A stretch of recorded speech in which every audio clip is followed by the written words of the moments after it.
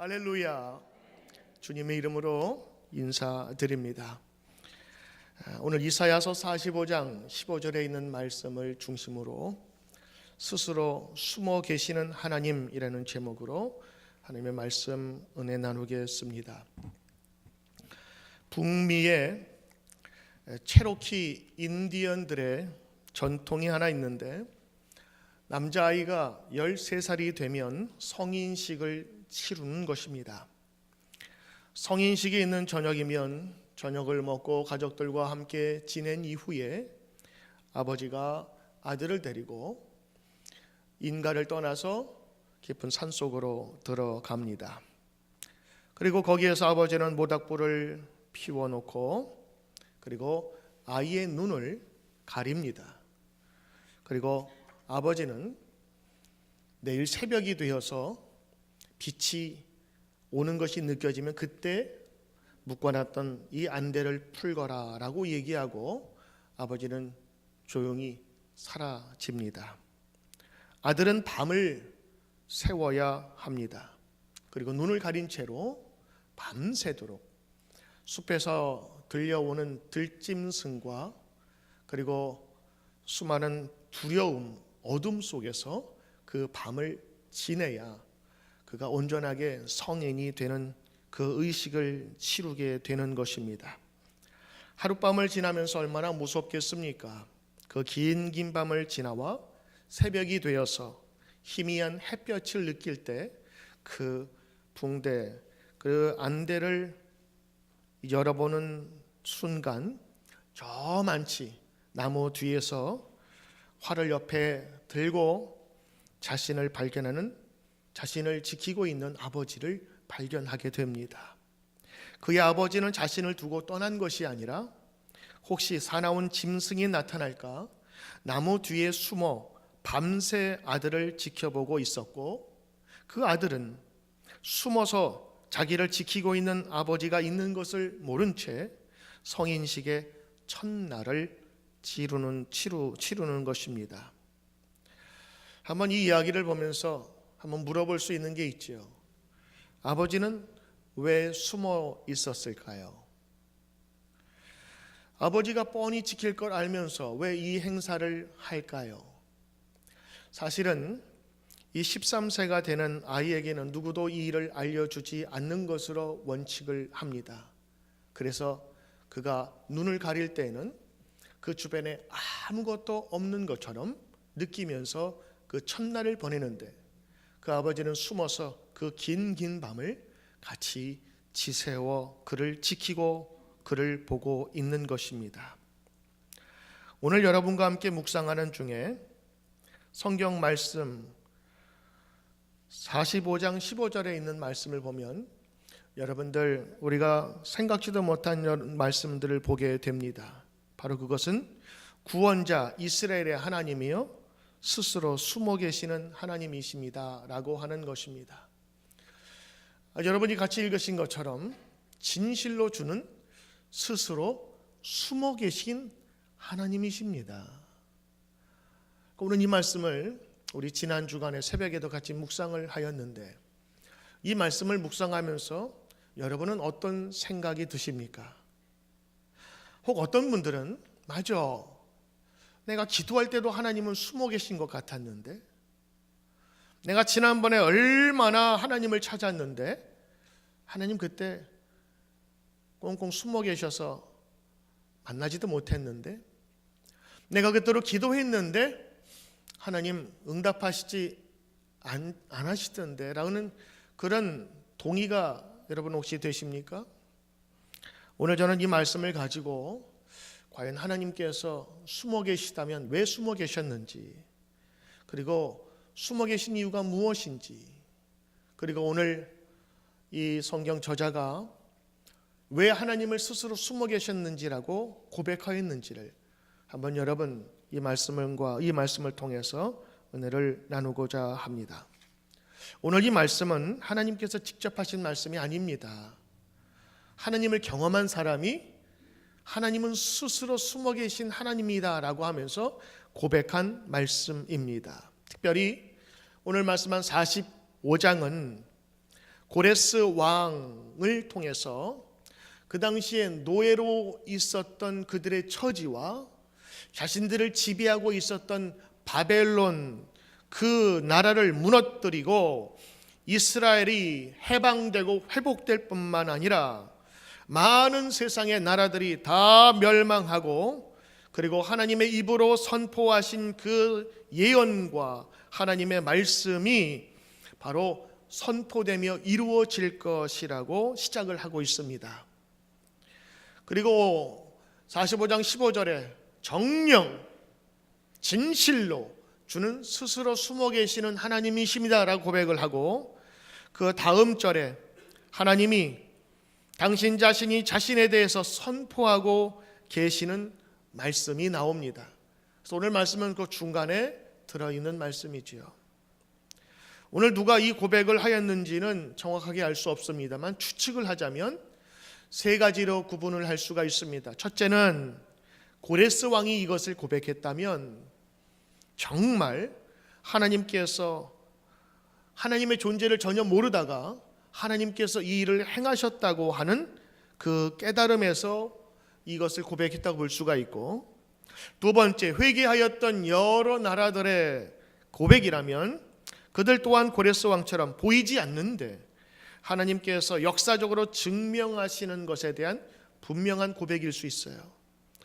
아니면 오늘 이 말씀이 이사야의 고백이라면 이거는 확신과 그리고 분명한 신뢰가 가득한 고백이 될 것입니다. 왜냐하면 진정 하나님은 숨어 계시는 것 같지만 항상 섭리 가운데서 우리를 인도하시고 결정적인 순간에 그 백성을 구하시고 약속을 이루신다는 강한 고백이 들어있는 것입니다.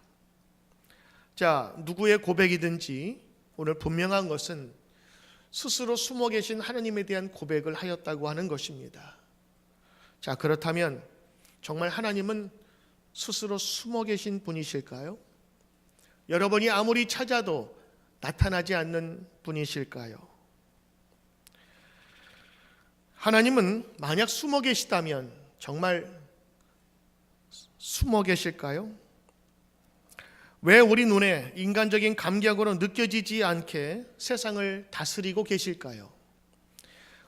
분명 사람들에게 나타나셔서 기적을 행하시고 이것이 바로 나다라고 이야기하면 우리가 눈으로 볼 수 있고 기적을 베푸시는 것을 우리가 맛보면 더 확실히 믿을 터인데 왜 눈에 보이지 않게 할까요?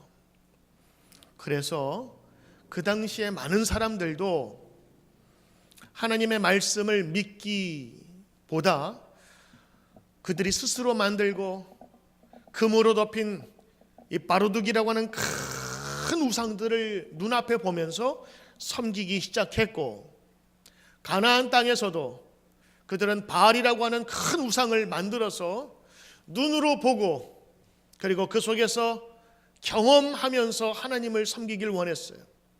그런데 하나님은 눈에 보이지 않는 오히려 흉상들을 다 치워버리라고 말씀하시는 하나님이셔서 오늘 이 저자는 과연 그 하나님이 숨어 계신지 정말 살아계신지 궁금하면서 오늘 이 말씀을 하신 것이 아닐까라는 생각을 해봅니다. 그런데 오늘 이 말씀을 묵상해보면 숨어 계신 하나님이라기보다는 그 하나님의 진실하신 뜻과 하나님의 역사를 고백하는 반전 있는 고백임을 우리가 보게 됩니다.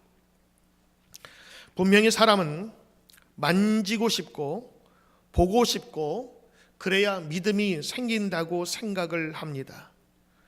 그래서 하나님은 살아계심에 분명한데 나에게 나타나길 바라는 마음 그지 없어 우리는 하나님의 나타나심을 늘 기대하고 있는 것이지요. 하나님은 의도적으로 자신을 숨기셔서 우리 눈으로 찾을 수 없게 하시는가요?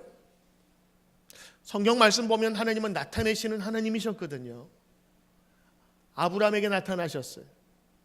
그리고 요셉에게도 나타나셔서 말씀하셨고, 모세에게 나타나 말씀하셨죠. 여호수아에게 나타나셨어요. 사울에게 나타났고 다윗에게 나타났고, 기도할 때마다 하나님께서 그에게 응답해 주셨어요. 아니 그런데 오늘 이 사연은 왜 하나님은 스스로 숨어 계신 하나님이라 고백했을까라는 그런 생각이 듭니다. 같은 하나님이라도 사람에 따라 다르게 경험하거나 사람 차별하시는 하나님이신가라는 생각을 갖게 되지요. 오늘 하나님께서 숨어 계신 이유를 한번 여러분 찾아보기를 바랍니다. 우리 예전 어렸을 때에 우리 술래잡기 놀이라는 그것을 여러분 다 했을 것입니다. 요즘 아이들은 컴퓨터 게임을 하지 술래잡기는 잘 안 하는 것으로 알고 있어서 이게 지금 무슨 얘기인지도 모르는 아이들도 있을 거예요. 술래가 정해지면 술래가 한 10초, 20초 다 숨었니? 그러면 이제 애들이 모르는 애들은 그러면서 이제 자기 있는 데를 알려주고, 또 조금 고학년은 아주 잘 숨죠. 그래가지고 찾다 못 찾으면 어떻게 해요? 못 찾겠다.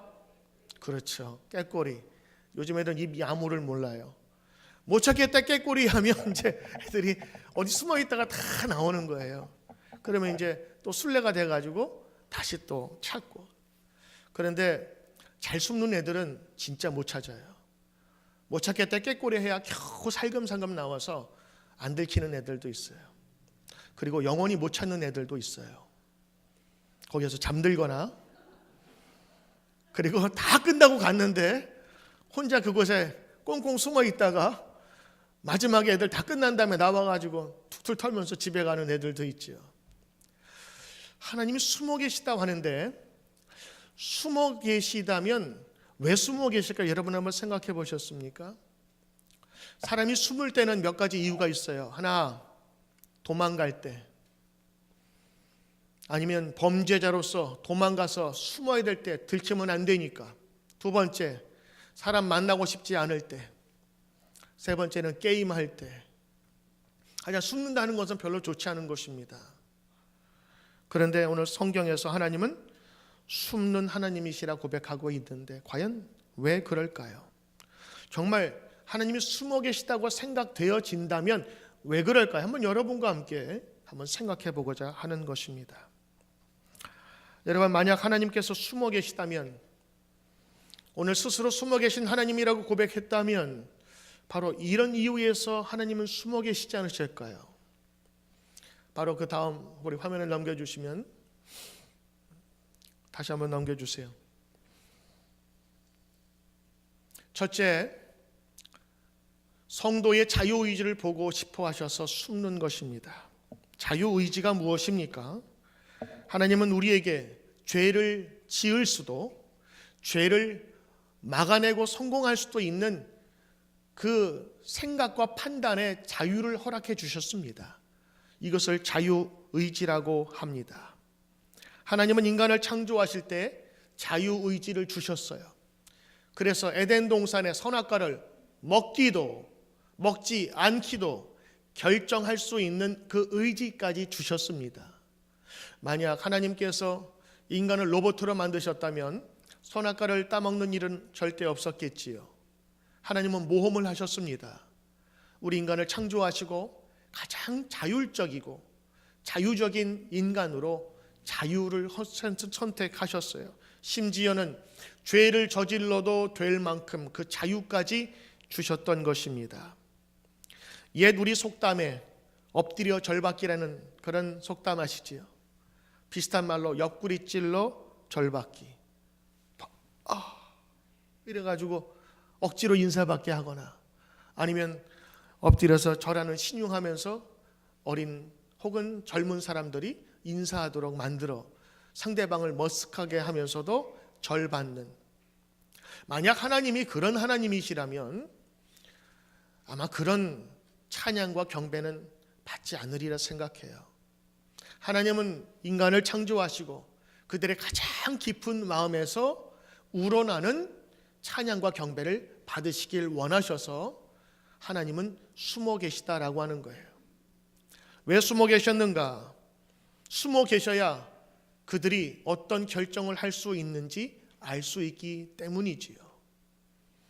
여러분들 자녀를 키우면서 어떤 때는 아이가 넘어지면 막 달려가서 일으켜주지 않습니까? 그런데 어느 정도 나이가 크면 넘어지면 멀리서 지켜봐요. 어떻게 하나. 그러면 애가 넘어지면 어떡할까요? 처음엔 울다가 쳐다봐요. 엄마가 없으면 툴툴 털고 일어난답니다. 엄마가 있으니까 더 속에 부딪혀서 울음을 터뜨린다고 하는 그런 얘기를 제가 들은 적이 있어요. 부모의 마음은 우리 자녀들이 진심으로 효도하기를 바라요. 그래서 내가 집 한 채 줄 테니까 너 효도해? 아니면 회사 물려줄 테니까 나한테 잘해? 이런 식으로 엎드려 절받기 식으로 자녀들을 강요하지 않아요. 오히려 부모의 마음은 없더라도 그들 자녀가 진심으로 부모의 은혜에 감사하면서 작은 것이라도 돕기를 바라고 있어요. 그래서 늘 나타나지 않아요. 어렸을 때는 그의 모든 것을 필요로 채워주지만 그가 성인이 되어가면서 스스로 배워야 될 것을 알기에 때로는 넘어질 걸 알면서도 놔둘 때가 있어요.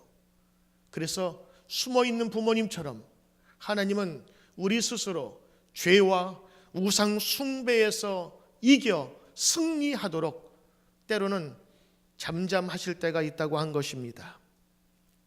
온전한 성인이 되려면 밤새에 어두움과 공포를 상대로 싸워야 했던 13살 소년처럼 하나님은 이스라엘 백성이 우상을 버리고 그 유혹에서 벗어나기를 원하셨던 것입니다. 그것도 자기 순수한 자기의 의지로 말미암아서 하나님은 우리가 우상과 싸우고 하나님을 온전히 택하는 그 자유의지를 그 백성에게 요구하시기에 숨어 계신 것입니다. 혹은 여러분 기도하실 때 하나님이 나타나지 않는다고 원망해 본 일이 계십니까? 때로는 그때가 하나님께서 믿음을 다시 한번 시험하는 때일 수도 있는 것입니다. 우리 다음 화면을 보시면 그런즉 너희 하나님 여호와께서 너희에게 명령하신 대로 너희는 삼가 행하여 좌로나 우로나 치우치지 말고 33절 너희 하나님 여호와께서 너희에게 명령하신 모든 도를 행하라. 그리하면 너희가 살 것이요 복이 너희에게 있을 것이고 너희가 차지한 땅에서 너희의 날이 길리라. 하나님께서 말씀해 주셨거든요. 이미 말씀하시고 명령하신 대로 하나님께서는 보이셨어요. 그리고 그것을 사람들이 따르나 안 따르나 지켜보고 계신 것입니다. 아니 오히려 그들이 말씀을 따를 자유도 말씀을 따르지 않을 자유도 그들에게 넉넉하게 허락하셨어요. 그래서 하나님은 우리에게 모든 것을 주신 하나님이라고 고백하는 것입니다. 이 말씀을 듣고 하나님을 따르고 따르지 않을 것은 바로 우리들의 자유의지인 것입니다. 그래서 이것을 축복이기도 하고 잘못 사용하면 저주가 될 수도 있는 것이지요. 하나님은 온전하고 성숙된 우리 성도들을 만나길 원하여 때로는 숨어 계시어 우리 자유의지를 보고 싶어 하시는 것입니다. 두 번째, 하나님께서 숨어 계시는 이유가 있다면 진짜와 가짜를 가리기 위함입니다. 이스라엘 백성은 우리의 하나의 상징적인 모습입니다. 우리 인간의 본성 중에서 누가 보지 않으면 내 마음대로 생각하고 내 마음대로 결정하고 싶어하는 마음이 있습니다. 그래서 우리의 신앙을 표현할 때 코람데오라는 표현을 쓰는데 하나님 앞에서 하나님 앞에 내가 서 있는 것처럼 살아가는 것입니다. 가장 대표적인 사람이 누구일까요? 요셉이 아닐까요? 요셉은 아무도 없는 그리고 마님과 둘밖에 없는 은밀한 시간에 충분히 그 시간을 사용함으로 인해서 자기가 분명히 혜택받을 것이 여러 있었는데 그때 하나님 앞에서 범죄할 수 없다라는 그 말을 하면서 그 자리를 뛰쳐나가지 않습니까? 요셉이야말로 하나님 앞에서 산 사람이었습니다. 하나님이 계시다면 어떻게 그런 일을 할 수가 있을까요? 하나님이 계시기에 그는 외갓 여자와 자기 주인의 아내와 같이 상관할 수 없었습니다. 내 앞에 하나님이 계신 것처럼, 그러나 이스라엘 백성들은 그 신앙의 자세를 잊어버렸습니다. 그래서 눈에 보이지 않는 하나님이 안 계신 것처럼 여겨서 우상을 섬기고 자기 멋대로 죄에 빠졌던 것입니다. 그들은 하나님이 보이지가 않으니 가짜가 되어버렸어요. 만약 우리 앞에 하나님이 눈에 보이는 것처럼 계시다면 어찌 우리가 거짓 행동을 할 수가 있겠습니까? 하나님은 보고 계시고 우리의 옆에 계십니다. 진짜와 가짜는 아무도 안 볼 때 가리워지는 것입니다. 이스라엘의 그 가짜 예배, 가짜 신앙을 하나님은 가려내시기 원하셨어요. 그래서 하나님은 숨어 계셨던 것입니다. 영원히는 아니지만 잠시 그를 보기 위해서, 그리고 그를 떠보기 원하여 숨어 계신 것입니다. 하나님은 성경에 이렇게 고백되어 있어요. 하나님은 감찰하시는 분이시라. 하나님은 와칭하시고 내려다보시고 그들이 무엇을 하는지 하나 꼼꼼히 세어 보시는 하나님이라. 그래서 여러분 성경 말씀에 보면 뭐라고 나오냐면 잠언 21장 2절, 사람의 행위가 자기 보기에는 모두가 정직하여도 여호와는 마음을 감찰하시느니라. 회사나 아니면 여러분 조직에 가면 감찰부라고 따로 있지요. 그 감찰부는요, 그 사람의 모든 일거수일투족을 다 지켜보면서 헤아리는 것입니다. 잘한 것, 잘못한 것. 그래서 하나님께서는 감찰하신대요. 숨어 계시는 것 같지만 우리 한 사람 한 사람을 모두 지켜보는 하나님이라고 하는 것입니다. 미국의 유명한 시카고 윌로우 크릭 처치라고 하는 그런 교회가 있습니다. 그 교회 담임 목사인 빌 하이츠 목사님이 미국에서 아주 유명해요. 여러 책을 썼는데 그분이 성숙한 신앙을 위한 우리 성도들을 위해서 책 한 권을 썼어요. 그 책 제목이 아무도 보는 이 없을 때 당신은 누구이십니까? 아무도 보는 사람 없을 때 당신은 누구십니까? 라는 책을 썼어요. 겉모습으로 화려하고 보이는 데서는 잘할 수 있지만 아무도 없는 데서의 당신의 행동이 진짜 행동이라는 것입니다. 우리는 우리의 신앙 생활을 점검해야 합니다. 하나님은 우리에게 진짜 믿음을 바라고 계세요. 그래서 때로는 잠시 동안 우리를 테스트하시며 숨어 계실 수 있다고 하는 것입니다. 세 번째, 스스로 숨어 있는 이유가 있습니다. 바로 그것은 하나님은 자기를 찾는 자를 찾으시기 때문입니다. 하나님은요, 우리에게 무한한 은혜를 주실 때가 있어요. 이건 선행적 은총이라 그래요. 하나님께서 우리가 잘한 일, 선한 일 하기 전에 우리에게 무한한 은혜를 베풀어 주셨어요.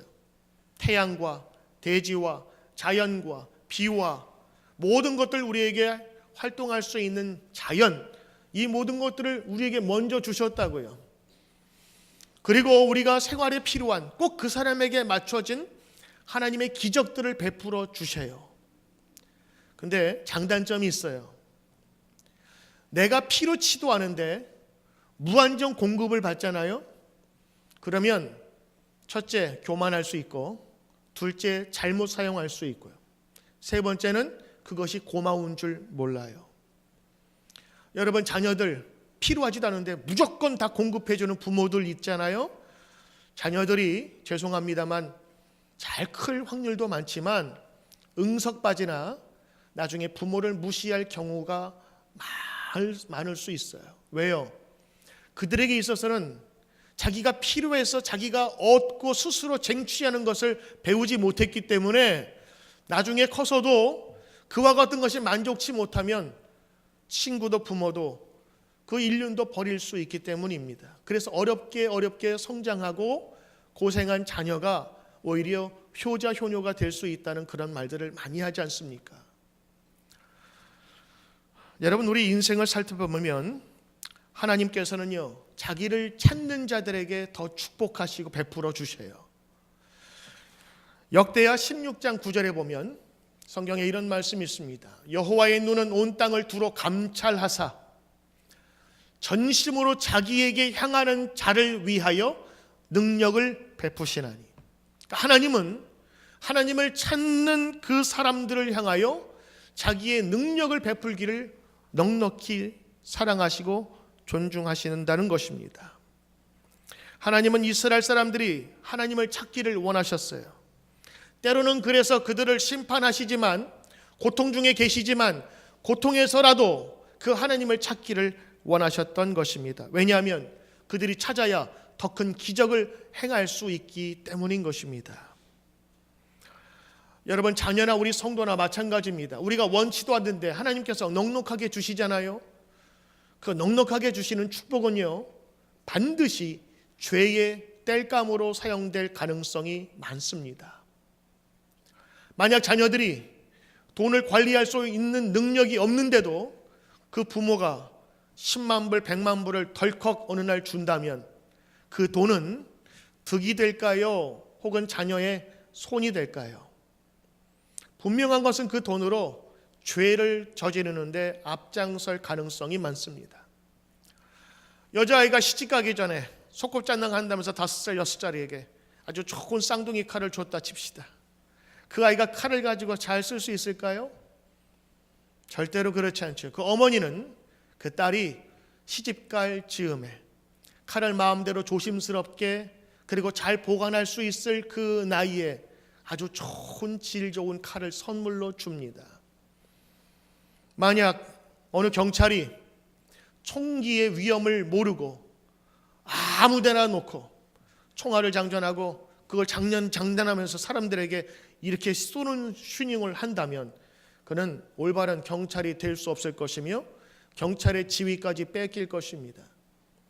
여러분, 우리가 믿음 생활도 그렇고 신앙 생활도 그렇고 사는 것이 그렇습니다. 하나님께서 우리에게 넉넉하게 그냥 막 주시잖아요. 감사도 모르고 그리고 기쁨도 알지 못할 것입니다. 그게 성경에 나와 있는데 어디에 나와 있는지 아십니까? 출애굽 이후에 이스라엘 백성들의 모습에서 나옵니다. 노예로 고통당하고 억압과 서름에 살던 그들이 기도하고 요청했더니 하나님께서 모세를 보내셔서 애굽에서 탈출하게 만드셨어요. 그것조차 기적이었어요. 10가지의 특별한 기적을 통해서 하나님께서는 그들을 끌어내셨거든요.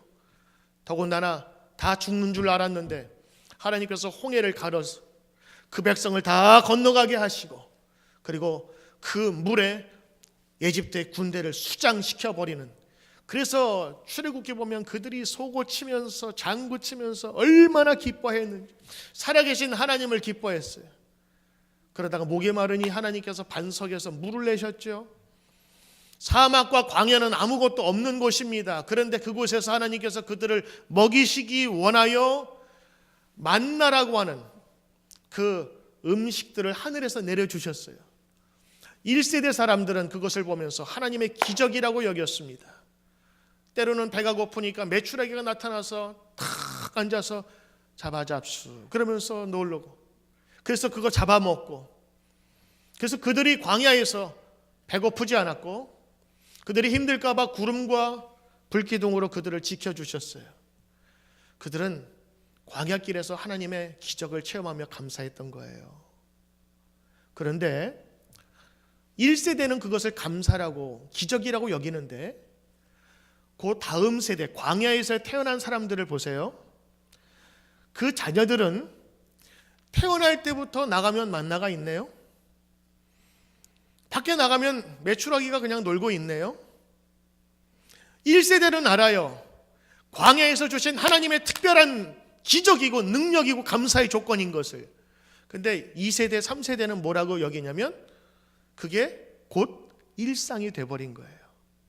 나가면 만나가 있고 메추라기 아무데나 잡아가지고 먹을 수가 있고, 먹다 보니까 너무 질린다고 하나님께 불평하고, 구름 기둥이 가려지면 따뜻한 햇볕이 부렸다고 불평하고, 1세대의 모든 기적들은 2세대에 있어서는 그냥 자연 현상으로 받아들이게 된 거예요.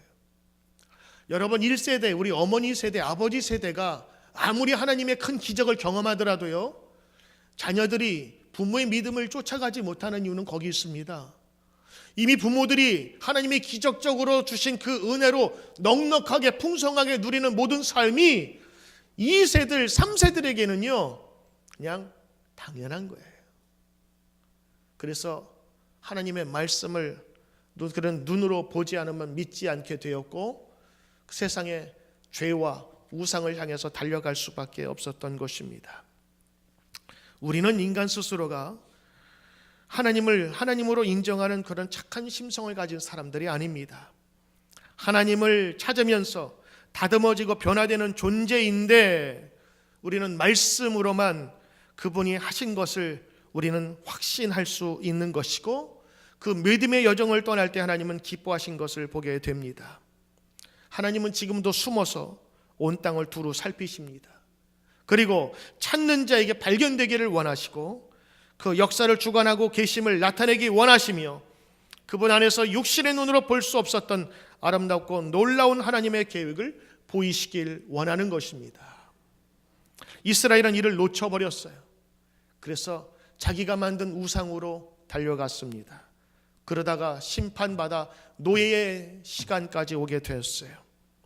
성경은 말합니다. 그러나 회개하고 돌아온 백성이야말로 다시 한번 하나님께서 그들에게 광명을 주시겠다 말하는 것입니다. 세상이 줄 수 없는 크고 놀라운 일을 보게 될 것이라는 것입니다. 하나님은 숨어서 우리가 하나님 찾아 기뻐하시기를 여전히 바라십니다. 그리고 그들에게 약속하십니다. 나를 찾으니 너희에게 특별한 나의 능력을 보이리라. 여러분, 하나님께 간구해도 어떤 때는 주시지 않는 이유가 무엇인지 아셨겠죠? 구하지 않아도 주는 것은 그건 감사의 조건이 아니라고요.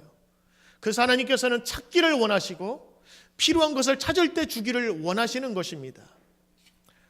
유익한 선생님과 좋은 부모님은 그 아이가 무엇을 찾는지를 스스로 알게끔 가르쳐 줍니다. 무엇이나 다 제공하는 분이 좋은 선생님과 좋은 부모 아니듯이 하나님이 진짜 하나님이라면 성도들을 올바로 훈련시키는 데까지 나아가게 하지 않겠습니까? 성경을 예레미야서 33장 3절에 보면 여러분이 익히 잘 아는 말씀이 있습니다. 너는 나에게 부르짖으라. 내가 너에게 응답하겠고 네가 알지 못하는 크고 은밀한 일을 너에게 보여주리라. 이건 선포이며 약속이십니다. 그런데 여기에 보면 그 응답을 받는 조건이 있어요. 내가 필요할 때마다 아무 때나 주시는 것이 아니라 너는 나에게 부르짖으라. 부르짖는다는 것은 대상이 있고 요청하는 것입니다. 하나님 나의 생활 속에 임하소서라고 하는 간절한 외침을 주님께 요구했을 때 하나님께서 응답하시겠다. 이 다른 말로 하면 나를 찾으라. 그러면 내가 너에게 보여주리라. 예수님도 말씀하셨습니다. 찾으라. 그리하면 찾을 것이요. 두드리라. 그리하면 열릴 것이니라. 우리 성도들의 이 능동적이고 하나님을 찾는 모습을 보여주고 계십니다. 여러분이 주일날 믿지 않는 사람들은 세상으로 나가서 골프 치고 충분히 자기의 유익과 쾌락을 위해서 살아갈 때에 이 자리에 여기 오신 이유는 무엇인 줄 아십니까? 하나님 찾기 위해서 이 자리에 오는 것입니다. 하나님 알기 위해서 오는 것입니다. 그래서 하나님은 스스로 찾기를 원하시고 찾기를 원하는 사람에게 반드시 응답한다 말씀하고 계세요. 그래서 때로는 숨어 계신 것처럼 우리가 보고 느끼고 있는 것입니다. 부르짖고 열심을 다해서 하나님을 찾을 때 스스로 숨어 우리를 지키시고 보고 계시는 하나님 아버지께서 그분을 보이시고 나타낼 것입니다. 오늘 이 말씀만 그냥 보면 하나님, 그분은 숨어 계신 하나님, 그러니까 내가 기도해도 나타나지 않는 하나님, 그런 뜻으로 생각할 수 있지요? 잘못된 생각입니다. 여러분 집에 갔는데 그런 일 여러분 별로 없겠지만 신혼부부들은 그런 거 자주 한대요. 남편이 들어오면 아내가 숨어요. 그러다가 남자가 막 어디 갔지? 지금 집에 있을 시간인데 또 찾다가 없어가지고 깎고 가고 나타나잖아, 그렇죠? 그런 일 별로 없죠, 그렇죠? 그때 이제 남편이 뭐라 그래요? 아유, 어디 있다가 숨어 있다가 지금 나타났어. 그 말은 무슨 말이에요? 왜 숨어 있었냐는 질책이 아니라 때로는 앙증맞고 귀엽고 나 놀려주기 위해서 잠시 숨어 있었다는 거죠. 숨어 있었다는 얘기는 없어졌다는 게 아니라 잠시 자기를 감추었다고 하는 얘기입니다. 그러니까 여기에서 하나님은 숨어 계셨다 그렇게 했다면 진짜 하나님은 내가 못 찾겠습니다. 하나님은 내가 필요할 때 없으신 분입니다 라고 거부하는 거예요. 그런데 여기서 보니까 이거는 평서문이 아니라 감탄사거든요. 하나님은 정령 진실로 스스로 숨어 계신 분이시군요. 이 말씀은 하나님이 없다라는 얘기가 아니라 왜 깜짝 놀라게 하셨어요? 그런 거 있죠. 하나님은 진짜 숨어 계셨네요. 내가 부르짖을 땐 없는 것 같더니만 언제 나타나셨어요? 아니 언제 나타나서 이걸 다 해결해 주셨어요? 이런 의미로 오늘 이분은 고백하고 있는 거예요. 아마도 우리는 개인적인 일로 하나님께 구할지 모르지만 오늘 성경에 나타나시는 분은 민족의 운명을 걸고 기도하며 하나님의 약속을 믿었던 사람이었거든요. 그들이 70년 동안 고난과 어려움을 당하면서 그 거대 제국 바벨론이라고 하는 엄청난 제국 앞에서 도저히 풀릴 수 없었던 것 같았던 이 사슬이 그들이 풀리면서 하나님께서는 역사 속에서 필요한 때에 그 약속의 말씀을 가장 잘 이해해 주시고 우리에게 도움을 주셨던, 역사하셨던, 지적을 주셨던 하나님이시군요. 하나님 왜 깜짝 놀라게 하셨어요? 하나님 왜 나를 이렇게 놀라게 하셨어요? 하나님은 진실로 숨어 계신 하나님이십니다. 그러나 때 되면 나타나셔서 도와주시는 바로 그분이 나의 하나님이신 줄 믿습니다. 바로 이것이 오늘 이 성경에 나타난 숨어 계십니다라고 하는 그분의 진정한 고백이었습니다. 저는 오늘 여러분들이 이 말씀을 들으면서 내가 지금 필요한 게 많은데 하나님 어디 계십니까? 라고 답답한 마음으로 외치는 분도 계실지 모르겠어요. 그런데 오늘 한번 뒤새겨 보세요. 하나님이 늘 나타난다면 그건 기적이 아니라 여러분 상식이 된다니까요. 정말 필요할 때 하나님께서 나타내 주셔야 아유 깜짝이야, 하나님 이렇게 역사하시는군요 라고 우리 고백할 수 있는 것입니다. 보이지 않는 곳에서 하나님께서는 그를 지켜보십니다. 아버지가 밤의 깊은 곳에서 혼자 담겨진 아들을 옆에서 늘 관찰하고 감찰하듯 하나님은 우리를 지켜보고 계십니다. 그런 하나님이시기에 이분은 스스로 숨어 계신 하나님이라 고백할 수 있었던 것입니다. 저는 오늘 여러분께 한 성도의 하나님을 만났던 그 이후에 찬양을 여러분에게 들려주길 원합니다. 내 눈 주의 영광을 봅니다. 우리 가운데 계신 주님. 하나님은 하늘에 계신 줄 알았는데 우리 가운데 계신 주님. 하나님 없는 줄 알았는데 우리의 찬송 가운데 서 계신 주님.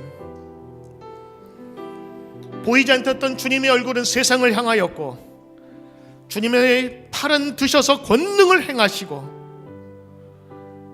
내가 이제야 고백합니다. 주님의 영광 이곳에 가득합니다.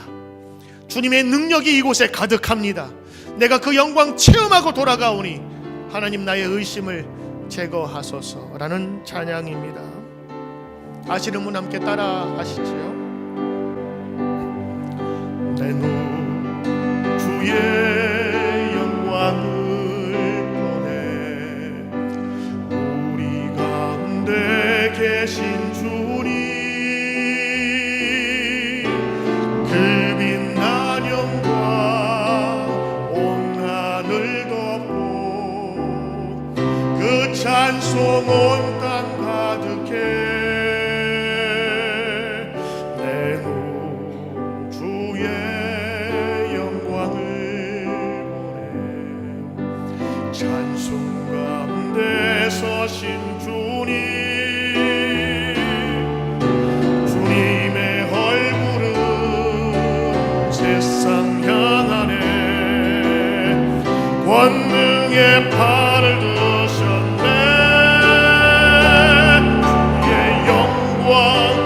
곳에